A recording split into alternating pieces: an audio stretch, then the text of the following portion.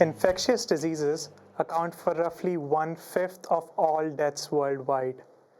Now, a lot of these deaths are preventable, and vaccines are a simple way of preventing an infectious disease. However, vaccines need to be regulated and their temperature need to be maintained between 35 to 45 degrees Celsius. Often, maintaining the right temperature is crucial and probably the reason that accounts for more than 2 million deaths every year. Now, this breakage in being able to refrigerate the vaccines is called the cold chain. Now, just imagine, as our guest today puts it, there are more telephone towers in the world and there are more cell phones in the world than there are toilet seats. What if you could power with the local telecom providers to energize this cold chain? A simple solution that would save more than 5 million lives each year. Life was not always like this. We were losing a lot of babies. A simple vaccine was all that was needed to save their young lives. But the vaccines needed to be kept cold, from 2 to 8 degrees Celsius, against our African heat. We had to throw away lots of these, and it was such a challenge. Then Econet, through its Energize the Chain program, installed close proximity refrigerated containers. These simply use the excess power from the wireless base stations. Now, we don't have to worry about that anymore. Welcome to Doc Talk. And today I have the esteemed honor of having with me the director of Penn's Institute for Strategic Threat Analysis and Response and an inspiring physician scientist, Dr. Harvey Rubin. Dr. Rubin, welcome to the show. Thank you, Div. Thanks for asking me to come by. Yeah, so, I think the project that you started with Energize the Chain has really transformed the way in which vaccines are now being delivered and used in low resource settings in different parts of the world. So I think our viewers would just like to, begin by knowing how did this idea come about? Right. Well, thanks for asking, Div. And just to clarify one thing, it's actually between 2 and 8 degrees Celsius. It's the other numbers with the Fahrenheit. So that's where we want to keep our temperature range. So the idea came actually one evening. Well, the challenge came one evening back in 2010, where a friend of mine and a neighbor in Chestnut Hill, David Morse, emailed me and said, I just saw my friend walking around Haiti carrying a child dying of diphtheria. I thought we had a diphtheria vaccine. That friend was Sean Penn. And of course, there was a great tragedy in Haiti in the earthquake. And the problem really was not that we didn't have a vaccine for diphtheria, because we certainly do. The infrastructure was destroyed. There was no way to keep the vaccines cold. So that poor child may have gotten either a vaccine that had become inactivated, or maybe not gotten any vaccine because there was no way to keep it refrigerated. And just as you say, vaccines have to be kept refrigerated from the time they're manufactured until the time it gets into the child. So David and I talked about the cold chain, and he said, well, if that's been a real problem, let's solve the cold chain. And I said, well, okay, that's a great thing to try and do. A lot of people have been trying to solve the cold chain problem, which is, as you say, up to the very last mile. Getting it to the child in an intact, biologically active form has been a real challenge. So how do you do that without electricity to keep the power on to vaccinate kids with vaccines that have been kept cold? And everybody said, oh, there's no electricity, there's no power in the developing world. But when you think about it, as you said, everybody has a cell phone in the developing world. There are no landlines there. Everybody has a cell phone, oftentimes two.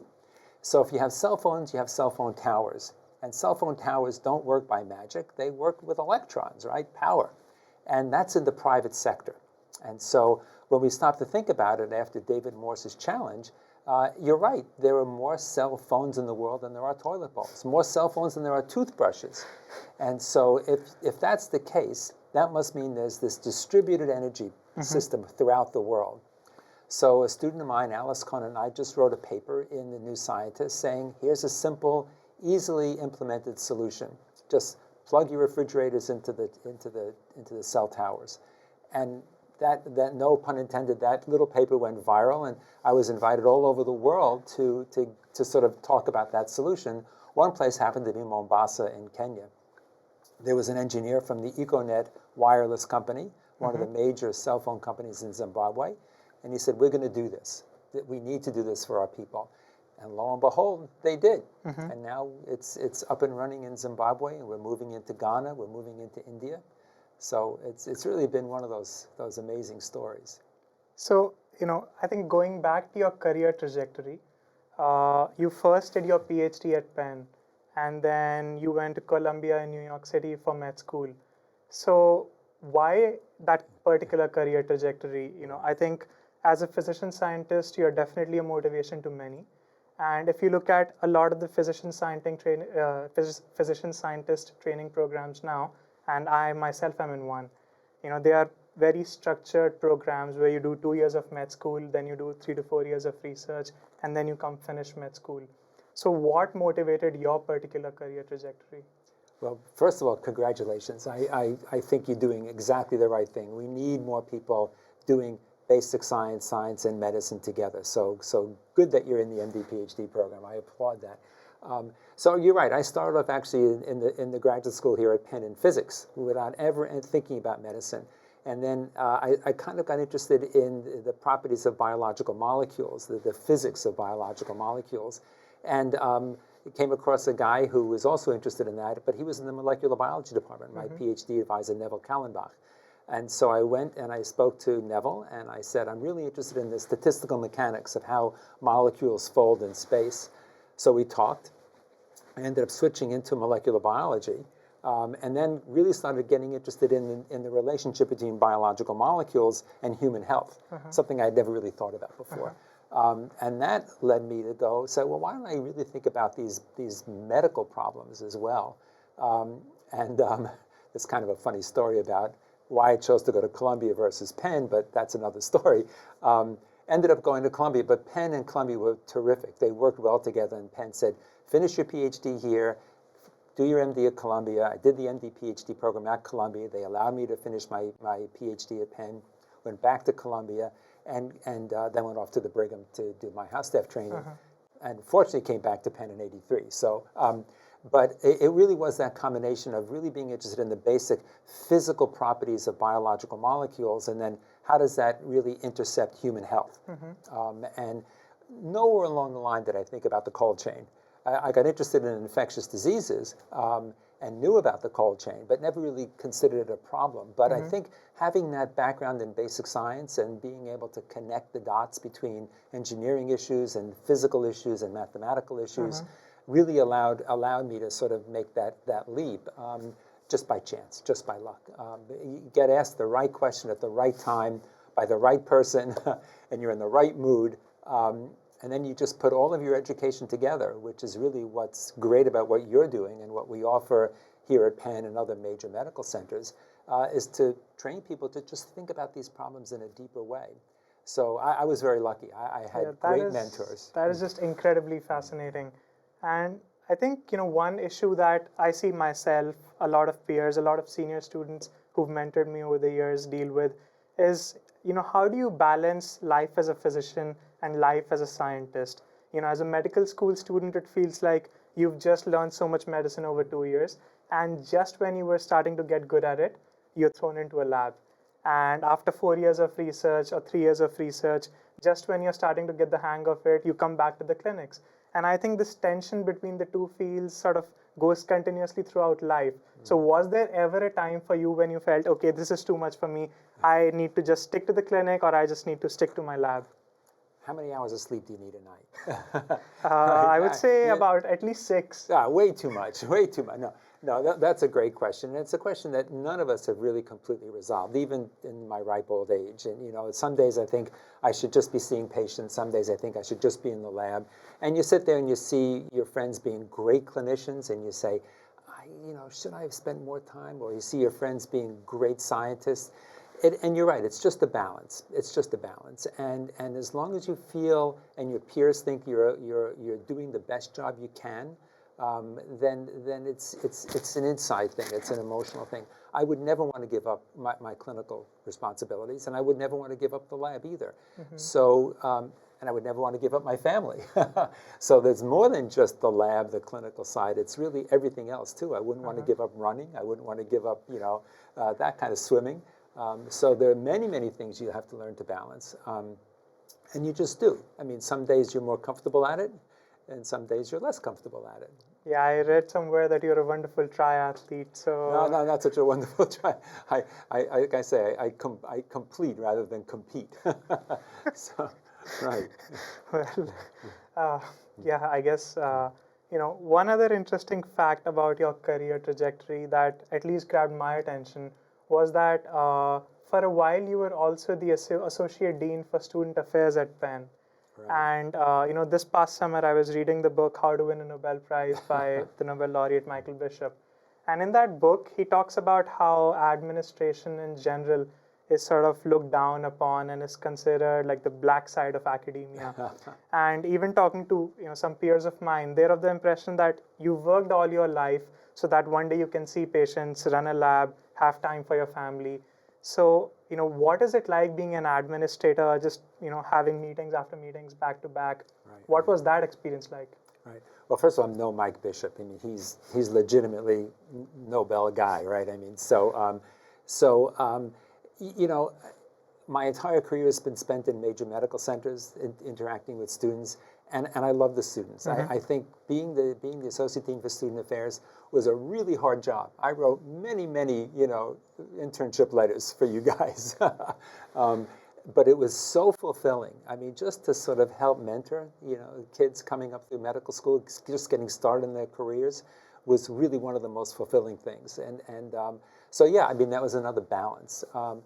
Did it take away from the lab a little bit? Sure. Did it take away from the clinical? Yeah. And so it's just, you find the time and hopefully you do a decent job. And a number of the kids we wrote letters for got great internships and everybody did real well. So you just do the things that you look back over your career and say, do I have any kind of legacy to leave behind? And if it's just even one student, moving forward in his or her career, that's a great legacy. One patient that you got better, or one discovery that you think you made that nobody else might have made, or would have taken another 20 minutes for them to make it. Those are, that's what makes you feel good about this business. So I think often, definitely medical students, grad students, but I also feel early career physician scientists sometimes struggle with, how to have good mentorship and how to be a good mentor. So what is your advice on having a good mentor-mentee relationship? Yeah, so boy, that's a really good question. And we've struggled. When I was the chair of the faculty senate and chair of the tenure committee at Penn, we worried about that. And how do you incentivize people and how do you teach people to be good mentors? There's no course on how to be a mentor in grad school or in medical school, right? And I think part of the key thing is looking back in your own career and say, what could I have used when I was an assistant professor? Back in the day, when I got here in '83, it was a wonderful environment. It's nowhere near what it is today. We didn't have this beautiful studio. We didn't have students like you. It was a different environment. It was a great medical center. And when I look back, I say, what would have made it a little easier for me? So it becomes very personal, and it's asking somebody, do I really need to do this, or should I be doing that, or so it's getting to talk to people and telling them the truth. The worst thing a mentor can do is sugarcoat something. Oh, it's going to be all right. That's the worst thing you should do. But on the other hand, being encouraging and saying like, you're really good. You're going to get this done. Just go out and do it. And so it's this balance. Again, it's a balance between being encouraging but not sugarcoating things. And so when I was the chair of the tenure committee, we would have to write these advisory letters as you were going through the trajectory to tenure. And it served nobody's best interest to be too encouraging if there was some things that were questionable. On the other hand, it served nobody's interest to be such a downer and this is impossible. It's this balance between encouragement but truthful encouragement. That's, I think, really helpful advice. So thanks so much for sharing it, Dr. Rubin. I'm sure a lot of my colleagues will find that helpful. Well, so listen, find a good mentor. There's all sorts of ancient advice. Find yourself a teacher and all that. Find yourself a mentor, and don't be afraid to, gently say, this person's not exactly what I need. I'm going to look elsewhere. So it is really important. So I think, the cold chain aside, your lab also does fascinating research on sort of the biopathogenesis of tuberculosis. So, what developed those interests, or was there a particular mentor figure or an incident in your life that guides your research in TB? Yeah, so I've always been interested in infectious diseases, and I love the clinical practice of infectious disease. We don't have too many gizmos, so we see patients, we touch patients, we try and diagnose, we try and treat. And I've always been interested in sort of the basic biochemical mechanisms of disease. And in bacterial pathogenesis, you have the opportunity to really dissect out, because a lot of genetics have been well developed, a lot of biochemical techniques, biophysical techniques. So it was a system that I could sort of bring together a lot of my interests, physics, mathematical modeling, biochemistry, mechanisms of enzyme activity, and try and solve a really important biomedical. More people die of tuberculosis than any other bacterial infection. So people say TB. There's no TB left in the United. Well, of course there's TB. In fact, there was that case out of a nurse exposing right. kids. Yeah, So in the United States, and of course in the developing world, and in the context of HIV, it's a serious problem. So it was a field where you could bring together all those little bits and pieces of your past, and attack a problem using all those armaments. So, what would you say is one thing in your career that you did that going in you would have never expected to do? Oh, wow. Nobody's ever asked me that question. Was that on that list of questions? No, that's a great question. A thing that I ended up doing that I never expected to do professionally. Or personally? Personally, well, now we could talk about that later. Well, I never expected to marry such a wonderful woman. Let me put it that way. No, I think professionally, I never expected I would get into this policy world that we're in terms of trying to develop this notion. I think the answer to that question is this whole policy side. I always thought I'd be a clinician and a basic scientist. But as it turns out, as we get a little older, you maybe have a bigger impact if you start working on a bigger stage. And so this notion of policy and how do you get vaccines to the developing world, how do you develop we have no global international treaty for infectious disease. I mean, there's been a lot of work recently about the response to the Ebola crisis and how there was a failure of global governance. And so we're getting heavily into that world, and we've gone to The Hague to talk about this, to the UN, to many, many conferences. So that's something that still surprises me, that I'm involved in this policy world. Yeah, and I also noticed you have an interest in sort of bioterrorism, bioweapons.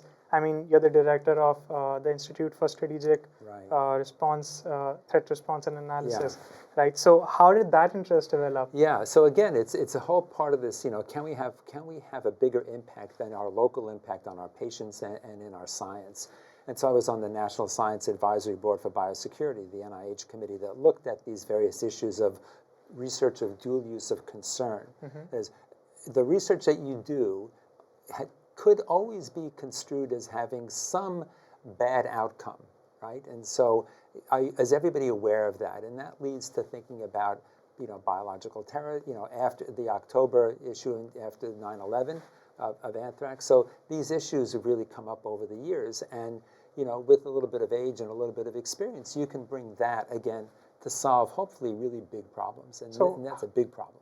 How do you, when you give public talks, how do you communicate to the general public? Because some of these concepts are, fairly complex, and a lot of medical jargon generally overshadows sort of what is at the heart of these issues. Right, so how do you go about navigating that? Yeah, so I think that's, again, that comes from a lot of experience in teaching and to med students and grad students. The one thing you don't want to do is talk down to the general public. You got to assume that if they're listening with interest and intelligence. And so you put things in the right context. I don't expect them to know what the oxidative phosphorylation pathway is in tuberculosis. But, to talk about the disease consequences, but not do something where you instill fear. And that's just the worst thing you need to do. So, we suffer from this ability to scare the hell out of people because we're physicians. And that doesn't serve anybody's best interest, either patient to patient or doctor to patient, or even, as you say, in the bigger, wider audience. Context and just reasonable level of detail. So I guess if you had to give a piece of advice to either students or early career scientists who maybe have just finished their residency and fellowship and are grappling with similar issues, they want to get involved with science policy, health policy about an issue they're really passionate about, and they also want to be a good clinician and perhaps investigate a particular topic in great depth. So what would your advice to those folks be? It's easy. It's easy to say, follow your passion and focus on that. Now, that's easy to say, but if you don't wake up every single day and say, I can't wait to get to work, then you're in the wrong game. So find out what your passion is, identify it, and just follow it with like a bulldog. So I think I guess it's a good segue for us to wrap up now with what I call the big picture ideas round. So this is basically a set of rapid fire questions, and I think they all end with either a blank or they all, I think, solicit a one word or one phrase response. And your challenge now, Dr. Rubin, is to not think about it. Oh dear. But say the first word or phrase that comes to your mind. This is my psychological test, right? So are you ready? I think so. All right. So if someone would give you as much money as you needed for an experiment, what would that ideal science experiment be? I would want to work on the process of evolution and how do living organisms make a choice between following one pathway or another pathway. Okay. Your next question. The biggest challenge in implementing social and science policy in today's day and age is? Human interactions. All right. One word that describes the competitive grant writing sort of scenario and process of seeking money for scientific experiments in today's world. Overwhelming. Well, thank you so much, Dr. Rubin. Great, I think you've been a great interview. And as a token of our appreciation, we give you this pen umbrella. That's wonderful. Look at that. I can carry it around with me. Thank you so much. Yeah, thank you so much once again for being here. Thank you all for watching. Don't forget to tune in to our next episode where we'll once again investigate and explore yet another story that will hopefully leave you all energized, inspired, and thinking. Until then, this is Divyansh Agarwal signing off on Doc Talk. Thank you.